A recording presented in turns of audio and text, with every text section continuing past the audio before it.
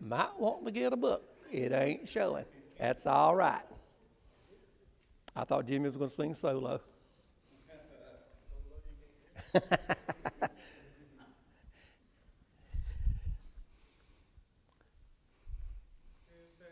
And high and holy late, my soul her grateful voice would raise. For who can sing in worthy praise of the wonderful love of Jesus? Wonderful love, wonderful love, wonderful love of Jesus. Wonderful love, wonderful love, wonderful love of Jesus. Day by night, in storms of calm, in darkness light, in pain a balm, in weakness might is the wonderful love of Jesus. Wonderful love, wonderful love, wonderful love of Jesus.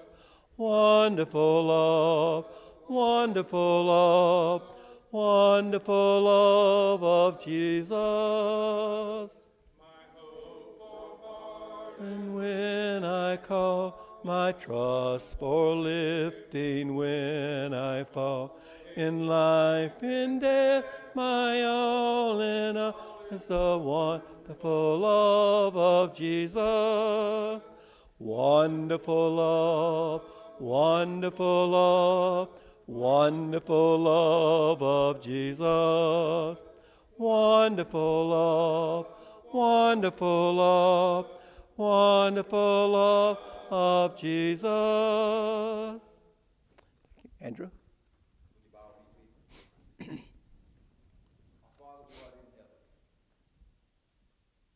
Lord, we come here tonight because of your love that you have shared for us.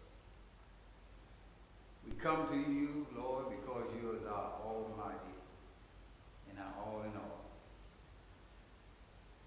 Lord, we come to you this evening as long as we know how, with our heart and mind to prepare to receive the word that has been boldly prepared.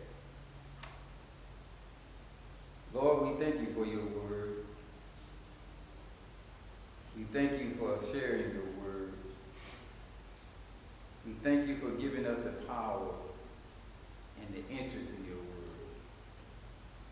Now, Lord, give us the strength and ability to receive your word and carry out your word and share it, Heavenly Father. Lord, we just ask you to continue to bless us as a congregation, as a family, and help us to continue to show love and feel one another's care. Lord, I thank you so much right now for North Macon Church of Christ, who has shown such a great love to me and my family in the ongoing of my life. I pray right now, Lord, that you will give me the strength to be strong, to be what she has taught me, to be what your word has taught me, to live out your word that people can see that I am living by your word. Father, I love you because you first loved me. I ask you to continue to bless us to be the church that show love.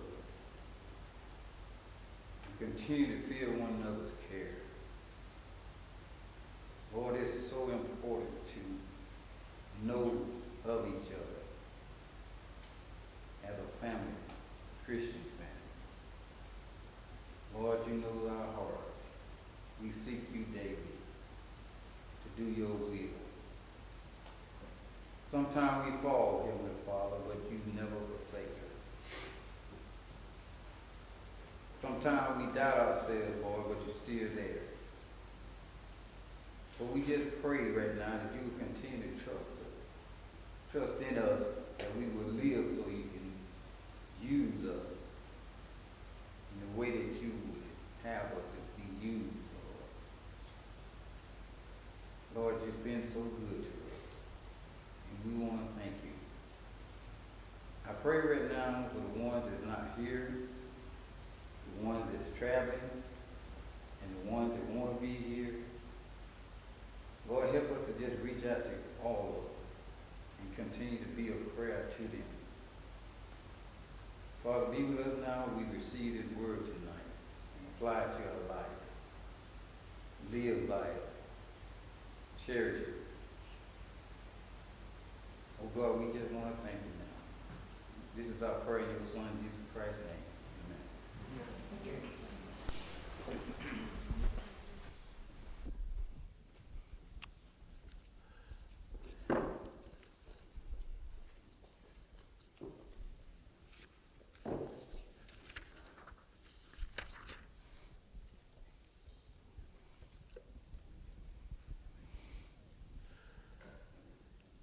Tonight we're going to begin a study, which I think is going to be a very profitable study and a very interesting study from the book of Ecclesiastes. And we think of the book of Ecclesiastes, one word is a key word in this book. What would that word be? Vanity. And certainly the word preacher is used many, many times as well. And as we do begin this introduction, Ecclesiastes is a book that, who is supposedly the author of Ecclesiastes? Pretty much assumed to be Solomon. How would you describe Solomon as his character and the type person he was? What can you say about Solomon? A wise man until the end. A wise man till the end, okay. I mean, until the end of his life, and then he changed. Okay, he was a wise man. Was he poor? Was he wealthy? Very wealthy. Very wealthy. Was he very prominent? In what way was he prominent? Okay. In American terms, was he a politician? Did he hold any type of office?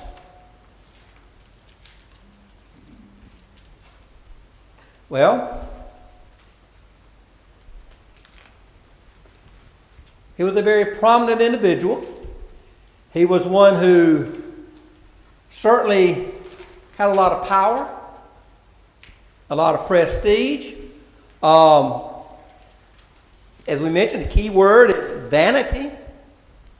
And who was he the son of? Son of David. He was the son of David. Now, that being said, Ecclesiastes, what would be any idea what the word might mean? Ecclesiastes? One who believes a lesson, learns a lesson and believes it. One who learns a lesson and believes it?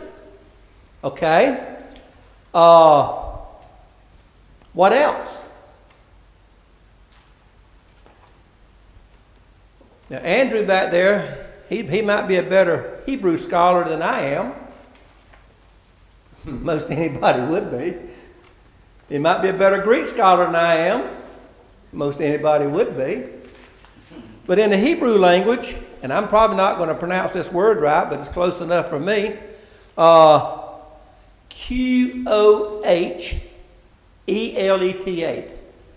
Kuheleth. Don't that's the correct pronunciation or not, but that's the Hebrew term. And the Greek term, the Greek word, and we say ECC, Ecclesiastes, spell it ECC. The Hebrew term or Hebrew word is EKK. Ecclesiastes, spelled with a K. And we say Ecclesiastes. Well, may bring us to a word that we are familiar with, ecclesia. What does the word ecclesia mean? The called out. That's right. Well, the EKK, Ecclesiastes, however you might pronounce that, was the official speaker for an assembly of people. So he was a prominent speaker. And very, very, very well known. And but now, recognizing that Solomon is the author of the book, how many times in the book of Ecclesiastes does he refer to himself by his name? Any guess? Zero. None. He never refers to himself by his name. So, he does not. But he often refers throughout the book the word preacher, as we see beginning at the very first chapter, or very first verse. The words of the preacher. That's what we're going to focus on for the next few moments. The words of the preacher, the son of David, king in Jerusalem. The words of the preacher. And so these are his words. This is what he is portraying, what he is speaking forth. But then he says again, in verse 2, he uses the term preacher. Vanity of vanities, saith the preacher. Vanity of vanities. All is vanity. So, numerous times he uses the word preacher as he's making his statements here. Then in verse 12 of chapter 1, I, the preacher, was king over Israel in Jerusalem. Remember a while ago I asked about politician? Did he hold any type of political office, if you will? Verse 12 says, I, the preacher, was king over Israel in Jerusalem. So a very prominent individual here. And as Keith pointed out, wise. Name someone who had more wisdom than Solomon. No, the Lord. Not talking about the Lord. But obviously that's true. Somebody have an answer? He was the wisest of all men. The wisest of all, wasn't he? Even smarter than Keith. Hard to imagine, ain't it, Keith? But yeah. But he was very wise. Absolutely. The wisest of all. Now, when a wise person speaks, would we do well to listen to what they have to say? We would, wouldn't we? Now, we may or may not agree with everything they would say, but we would do well to listen. Because he was wise, and that wise person is a wise person. So yes, we would do well to listen to the wisdom of whoever that person might be. Well, and he says, I, the preacher, was the king over Israel and Jerusalem. And then, notice chapter 7 and verse 27.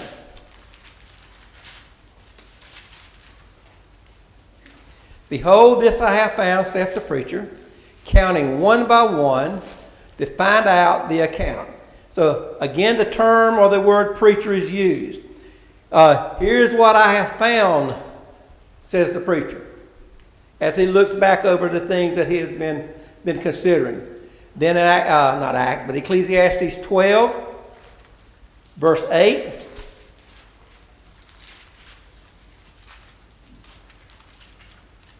And 9, vanity of all vanities, saith the preacher. All is vanity. We read that verse a while ago from earlier, verse 2.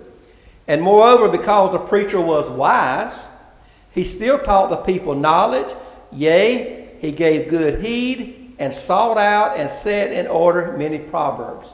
So, and then it goes on down to verse 10. The preacher sought to find out acceptable words. That which was written was upright, even words of truth. So numerous times throughout the book, the word preacher is used. So he makes references to himself on a number of times there. Now, Solomon, as we see in verse 1, the words of the preacher, the son of David, king of Jerusalem. This is Solomon. Now, at the time of his writing, at what stage of his life would he be? Young, middle-aged, elderly? What would you presume his status is in relation in terms of longevity? The latter stages. The latter stages, that's right. He would be in the latter stages of his life. And he is looking back over his life. And we're going to get into some of these things as we go through this study here. He's looking back over his life. But as he looks back over his life, what we're going to notice is he's looking back over his lifelong search for the meaning and purpose in life. How many of us have ever really stopped and considered our life, regardless of what our age status might be?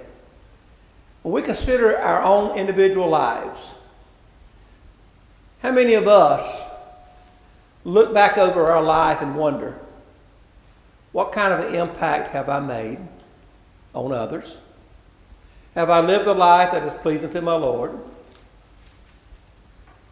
Have I obtained the things in life that I longed for?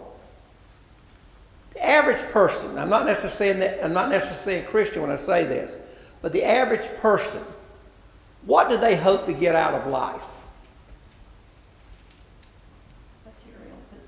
Material possessions. Such as, and there could be a number of things here, such as physical possessions, material possessions, like you said. He certainly had that. He had that, absolutely. Fame, he had that. Wealth, he had that.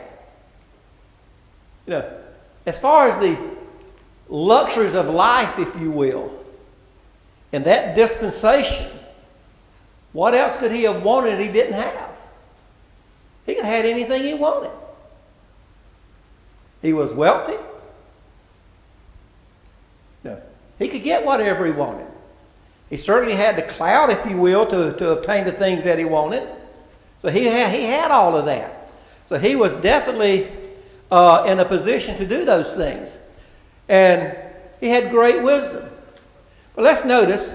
I have a question here. Yeah. Something that's all I never understood was the fact that he turned from God to idols at the end. Okay. Now, what I'm wondering, was that at the end or was that actually before Ecclesiastics and that just, I don't know, you know what I'm talking about? He turned, he had other wives from other countries and turned away from God. Last thing I saw. So what has anybody got any suggestions about that? To me, in Ecclesiastes, he seems to struggle with the hardships of life, with delusionment. He believes, but at the same time, he's kind of in conflict with himself about what he thinks about things. To me. Yeah. As far as the time frame of what you're talking about, I'm not sure what that time frame would be. But we think about this individual. Here was one had great wisdom. He certainly had wealth. In chapter 2, verses 4 through 6, I made me great works.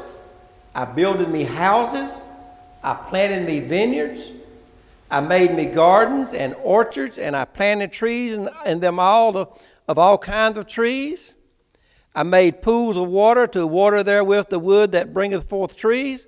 So he goes on right on up through verse 9 here, talking about the things that he had. He said in verse 7, I got my servants, maidens, and handservants born in my house. It goes on from there to verse 8. I gathered me also silver and gold and peculiar treasure of kings and so forth. He had singers and men singers, women singers, all this stuff. So I was great and increased more than all that were before me in Jerusalem. And also my wisdom remained with me. So he was a wise man. He had all these material possessions. He had wealth. And as we saw in 12 verse 9, many proverbs. So, as he looks back over his life, another word or another phrase that stands out in the book of Ecclesiastes is under the sun. That comes up several times as we read throughout the book here, under the sun. So what he found out was, or what he was searching for his whole life, until this time, he looks back and canvasses his life and what he has looked for and all of that. He says, there's got to be more to life than what under the sun offers. And what does under the sun mean? More to life than what under the sun would offer. What does that mean?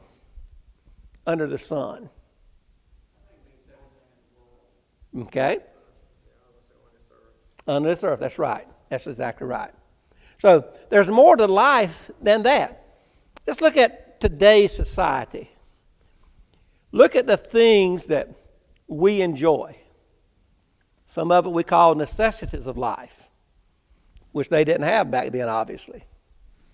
We enjoy our vehicles. They didn't have that. They had their other means of walking, camels or whatever it might have been.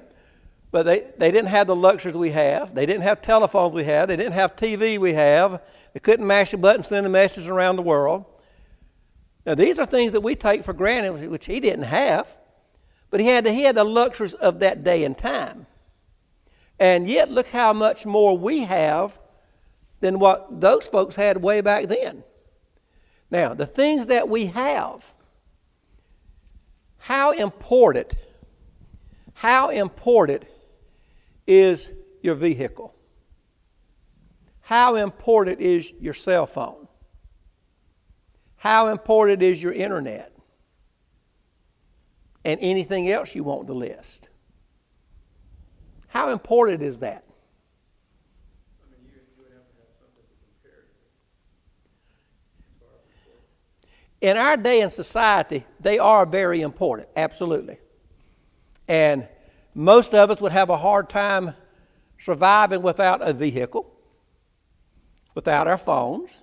And nothing wrong with any of these things, as long as they're used properly. But in the overall scheme of things, when our life is over, these things mean nothing. They're important to us now. But as we look beyond here and now, they're not that important. And that's what he's saying. Look at all the things that I have and that I had. There's got to be something more to life than all this stuff. The luxuries we enjoy, and there's many of them, they're good. Nothing wrong with them.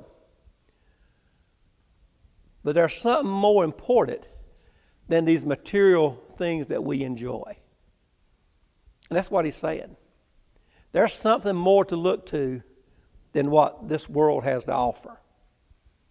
And that's a perspective that many people do not have today. You know, we live in a worldly world, I guess you could say. The material things, the material blessings, what's in it for me? You know, no matter how wise we may be, no matter how rich we may be, we very well may not understand the true meaning of life, and certainly we can't find true happiness if we're living a life without God. A lot of people think they are, but they're not. They're not. And then we look at, and with regards to eternity, certainly these material blessings really doesn't mean anything. Chapter 2, verses 13 and 14, Notice what he said. Then I saw that wisdom excelleth folly, as far as light excelleth darkness. The wise man's eyes are in his head, but the fool walketh in darkness. And I myself perceived also that one event happened to them all. You know,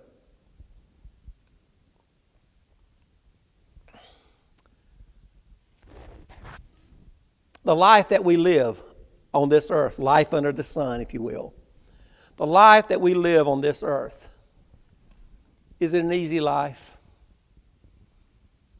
No. Oh, there's times we have things we enjoy. We have fond memories, of course. But we live this life. There are hardships. There's struggles. There's illness. All kinds of things come out over a course of life. And what he has concluded is that life under the sun is hard. But one day we're going to pass away. And in the context of the book, you know, that's the end of the story. Looking at it from a worldly position. You know, we live, we die, and that's it. Life is, and he's saying life is more than that. Life is much more than that.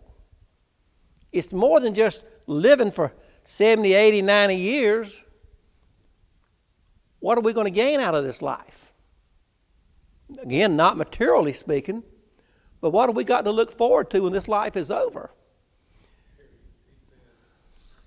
anything his eyes saw, he wanted it or got it. Right. His hands worked for it, got it. And then 17, a hated life. Yeah.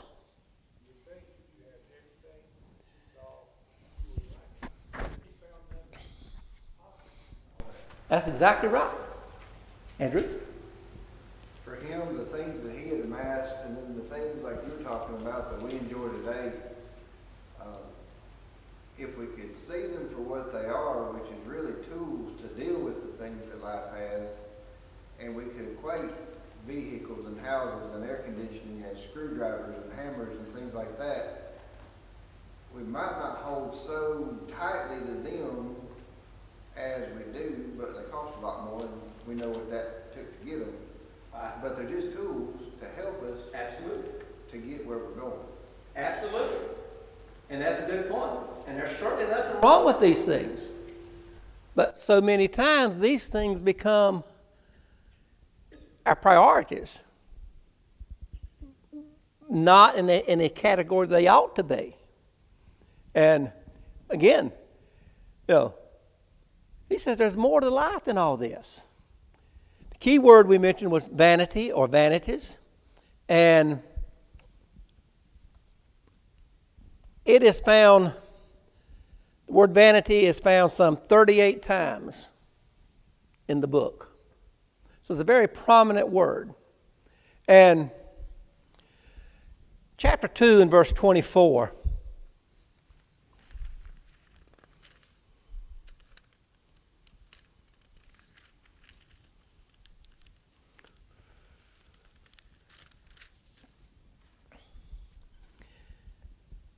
Notice this here. There is nothing better for a man than that he should eat and drink, and that he should make his soul enjoy good in his labor. This also I saw that it was from the hand of God. Then it comes down in chapter 3 and verse 12. I know that there is no good in them, but for a man to rejoice and to do good in his life. Chapter 3 and verse 22. Wherefore I perceive that there is nothing better, that the man should rejoice in his own works, for that is his portion, from whom he shall bring him to see what shall be after him. And it goes on from there throughout the book, making references to this. Now, enjoyment. What is he saying that we should enjoy from? What are some things that should bring us enjoyment? Our labor. Our food. Things we eat. Andrew, did y'all have any food over there today? Stuff now. And I still want my piece of pie. I did a triple every day. But you know, he makes reference to these things. But where do these things come from? The labor that we have. Who's provided that labor? God. The food and things we enjoy. Where'd it come from? God. Stop and think, all that we have comes from God. Count your blessings. And as Andrew Nelson said, and correctly so, let's keep them in their perspective. A tool. That was a good explanation. A tool. Use them as a tool. Don't let these things, whatever they may be, don't let these things become a priority to us. You might even say an idol for us in some respects. You know, I saw the other day where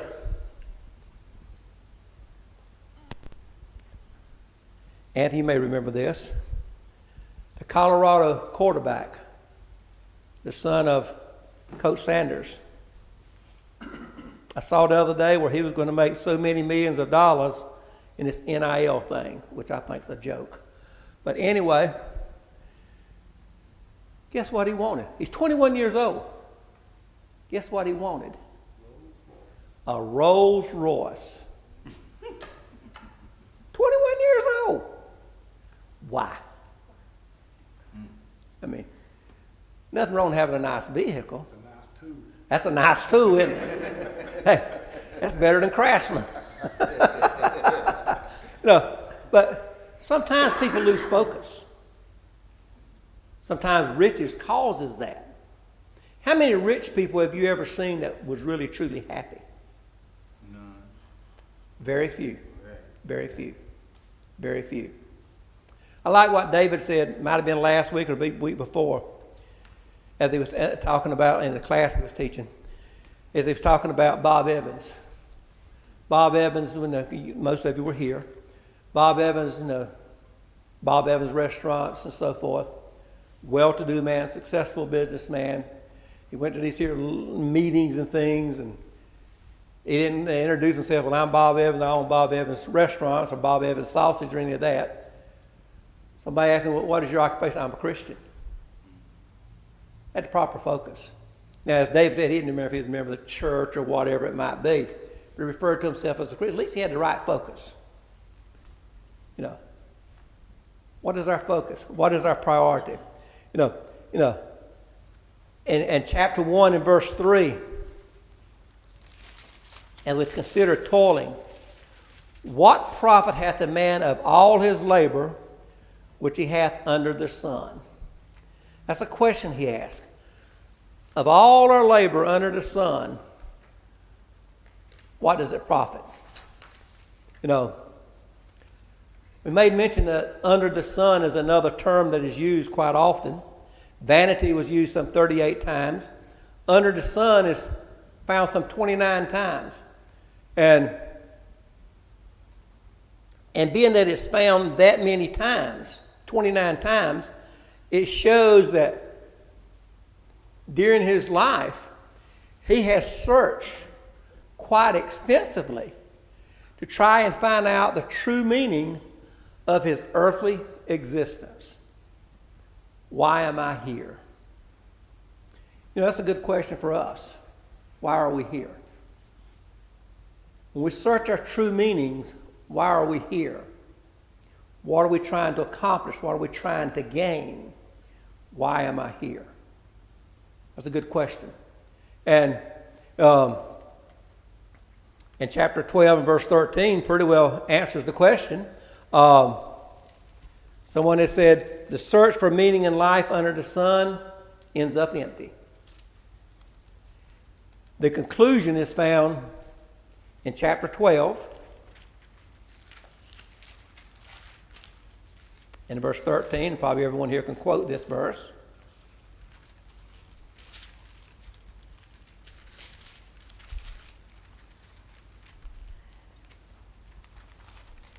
I turned too many pages. I'm in the Song of Solomon. Chapter 12 and verse 13. Let us hear the conclusion of the whole matter. Fear God and keep his commandments, for this is the whole duty of man. After all of it, he come to that conclusion. Now, what does that mean? The whole duty of man is to fear God and keep his commandments. And what does that mean with regards to everything under the sun, if you will? That's all that really matters. Everything under the sun, whatever that may entail, keep it in its perspective. Use it as tools, as Andrew said. All that really matters, fear God and keep his commandments. Go ahead. That's exactly right. You got it right there. God will bring every deed into judgment with every secret thing, whether good or evil. That's exactly right. I remember 31 years ago, my dad passed away, that I remember being at their house up in North Carolina, and I was just outside walking around the backyard myself, and he had a building that he had built to keep his stuff in, which obviously nothing wrong with that, his tools and whatever else he may have had. There stood his pickup, which was his pride and joy, if you will. It's okay. It was a nice Chevrolet pickup. And I remember walking around just in the backyard, and I remember thinking, none of that matters now. Doesn't mean a thing. But up until that point, it was important. Keep the worldly things, whether they be items, whether they be hobbies, if you will, whatever it may be, keep these things in their perspective. Entertainment, joy, pleasures, nothing wrong with those things, but keep them in their perspective. You know, don't get so involved or carried away with the worldly things that we lose sight of that which is really important. I saw a TV show years ago. It's called Happy. They went around the world trying to find out who were the happiest people in the world. The conclusion they came was the people that did for others are the happiest people on the whole planet. That's what they came up with. I have noticed in my life the people that, in my perspective, seem to be the happiest people. This is my perspective. Maybe I'm right, maybe I'm wrong. But who do you think that I have perceived to be some of your happiest people? Many times, it's those that we may call less fortunate. It's not always true. But many times, those who have less than we have, material possessions I'm talking about, are happier than some of us are. I remember one time there was an individual, I was told in 1971 he was worth $6 million. He dropped a nickel one day and it rolled under a Coke machine. Most of us, well, forget that nickel. He moved the Coke machine. He got his nickel. No. That nickel was important to him. Now, we'd have probably said, oh, well, so be it. No, he went after that nickel. You know, well, he asked three very serious questions. One, what profit does a man have under the sun? Chapter 1 and verse 3.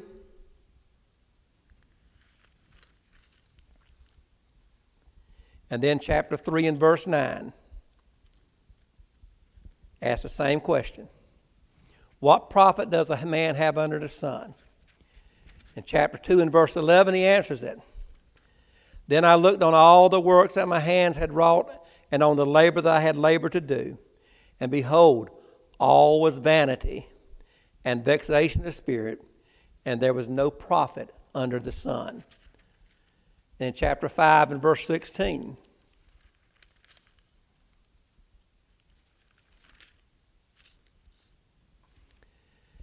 and this also is sore evil, that in all points as he came, so shall he go.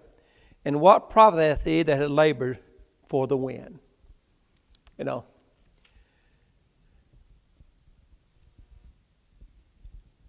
many people will spend their entire life working very hard,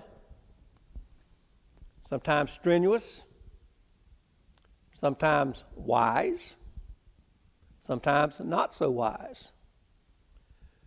But when this life is over, what do we have to show for our efforts, for our labors? If you were the wisest individual and you worked hard all your life and you gained a fortune as a result of your efforts, when you pass on, what's going to happen to your fortune? Somebody else is going to get it. Whether you donate it to a charity or whatever, or someone inherits it, you ain't taking it with you.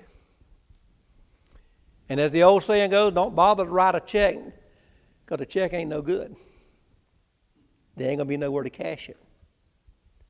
So, nothing wrong with being successful, nothing wrong with being prosperous, nothing wrong with using wisdom as we go through life. But there's, as he's in teaching throughout the book here, there's something far more greater than the material things. We got something much more to look forward to, something that is much more beneficial for us to look forward to. And, next question is, what is good for man to do in life? He asked that question, what is it good for man to do in life? In chapter 2 and verse 20, he answers that question.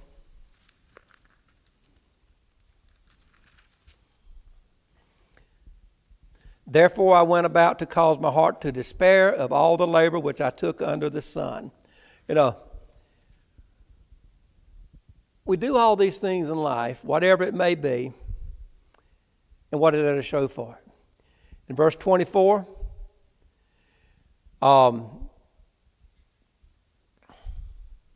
there is nothing better for a man than that he should eat and drink. We read this verse a few moments ago. That he should eat, that he should eat and drink, and that he should make his soul enjoy in his good labor. This also I see that it was from the hand of God. God has provided us with all these things. But if this is all we do, what good is it? And then what is my purpose for existing? Each and every one of us has a purpose. We are different individuals, different interests, different personalities, but each and every one of us has a purpose. What is our purpose? Chapter 12. This should be our purpose. Fear God and keep His commandments. That's the whole duty of man. So that should be our purpose. That should be our motive. So a lot of things comes forth in this book, and I think it's a very interesting book. And as we have mentioned before,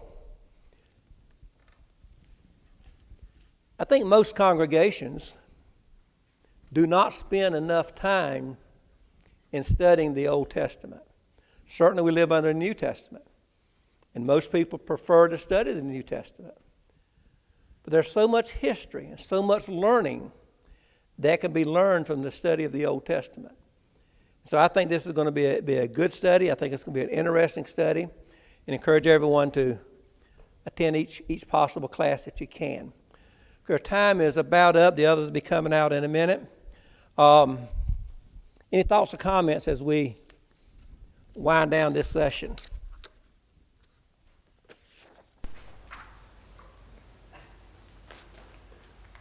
The verse 12, 13 birds and the flowers. He created them to do what they do, the way they do it, and provides for them. They don't worry about stuff. That's right. And if he created us for the purpose of doing his will, that's what we're, and if we don't, then in essence, we're broke and we're not functioning the way he designed us. It'll never work. That's exactly right. That's exactly right. No, that's a good point. I like birds. I always have. I used to think I was a bird. Some people said a bird brain, but, you know. Like I say, Andrew, I used to get on top of the house and jump off, flap my wings, try to fly. I did not succeed. So, you know, but I've always been fascinated with birds. But you're right. I've never seen a bird that was really concerned about anything. God provides for us. And our responsibility is to fear God, keep his commandments, be of service to God. Absolutely. Good point. Okay, we'll stop there and we'll pick back up with chapter 1 next week.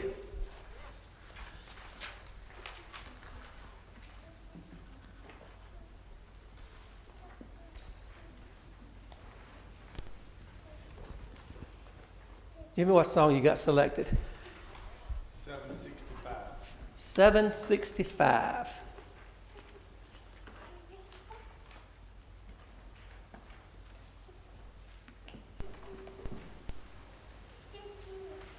765.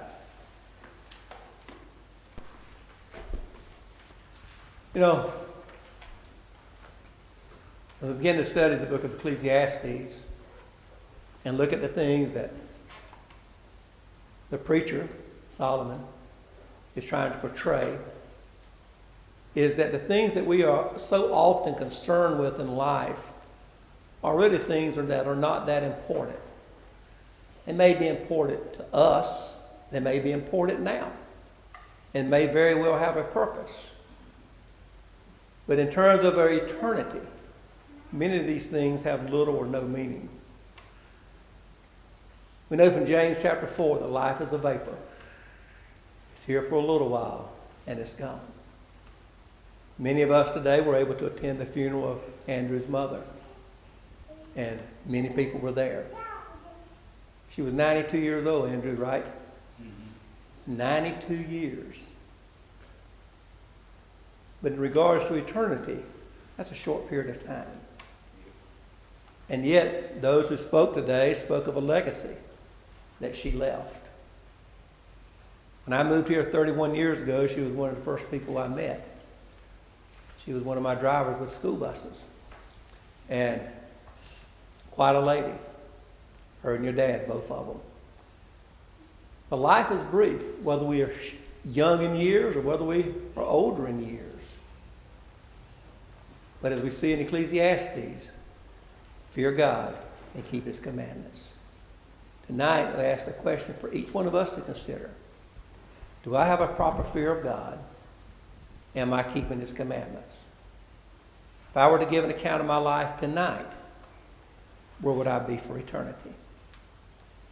The song has been selected, and if we can assist you, let it be known as Jimmy leads us.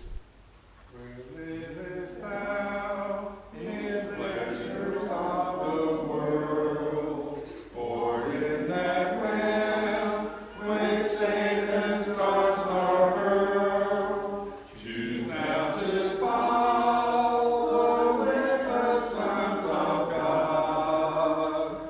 Far better this than where the great have trod. Where livest thou? There is a place to stay. 'Tis in the Christ, the true and living way. Within his kingdom labor while you may. Hear what he says, in loyal trust obey. Again, I want to encourage everyone to be back on Sunday for our morning Bible class and our morning worship hour, and again Sunday evening. I went online Sunday evening and to the Jackson Street congregation over in Jackson, Tennessee, and that's where David's at this week. Concludes his meeting there tonight. Now listen to the lesson he had Sunday morning and the lesson he had Sunday night. And very good lessons. Series is on leadership. And one thing I noticed, where he's at in Jackson, Tennessee, that congregation is a large congregation. And I don't know how many attend there, but people were spread out in a kind of a fan-shaped setting. Looked like the building was well on its way to being full. A lot of folks there. And I thought, David is David. Whether there's a large group like that or a smaller group like us, David is David. He's genuine. Had a couple of great lessons. If you go online, YouTube, Jackson Street Church of Christ, and you can find it. It's on there. He concludes that series tonight. He'll be back with us on Sunday. And we look forward to him and Debbie getting back. Then next, he leaves Sunday evening right after service and go to Jacksonville for the Spark series next week. I counted up last week and this week, basically. I may be off a day or two, whatever. But with what he's doing now plus what he's doing next week, he's got like 10 lessons to deliver between now and next, between this past Sunday and a week from today. I think he speaks 4 or 5 times at the Spark down in Jacksonville. So You must study on the road. got to. He's got a busy schedule. He told me after he gets through with the Spark down in Jacksonville next week that he's only got one more series lined up somewhere down in Florida in November. Because after that, he was going to be done for the rest of the year. That's why you got a vacation to take. So Debbie done said they're going to the Keys. I don't know if he knows it or not, but they're going on vacation. And but he's a busy man, and we're certainly grateful to have David with us here at North Macon, and look forward to their being back this week. Any other announcements we need as we get ready to close? If not, Keith, will you lead us in dismissal prayer, please? Heavenly Father, we thank you for this this lesson this evening. I think it's a great one we all need to pay close attention to and always try to use as much wisdom as possible and realize that nothing matters but how we end up in this life. We pray for, as we go out into the world, that we will be a great example to others and try to bring others to Christ.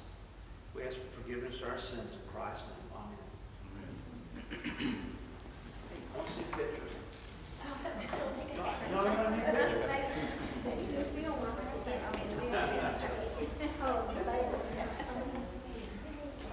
Well, he's supposed to.